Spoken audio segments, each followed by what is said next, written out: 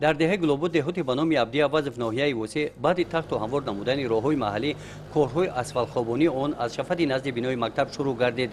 اقدام مذکور با پیشنهاد مقامات اجرایی حاکمیت دولتی ناحیه و دستگیری صاحبکاران محلی و شخصان سخاوتمند دهه طبق دستور و هدایت‌های سرور دولت در دوره کارهای آبادانی برای استقبال ارزنده از جشن 35 سالگی استقلال دولتی جمهوری تاجیکستان با مقصد بهبودی بخشیدن به حالت راههای محلی بین دهه راهاندازی کرده شده است.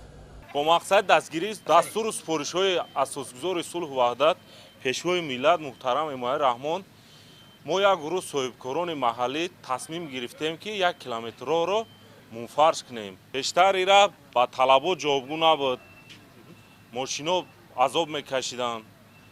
ما به همین خاطر با صاحبکاران همین محلی تصمیم گرفتیم که همین راه را منفرش کرده با طلبات‌های جهانی جوابگو کرده توانیم.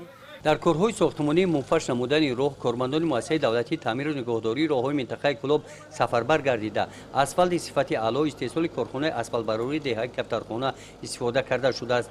طبق نقشه کارهای ساختمانی راه با رعایت قاعده‌های استانداردی جهانی به راه مانده شده. در آغاز کارهای ساختمانی در مسافه 1 کیلومتر انجام داده می شود.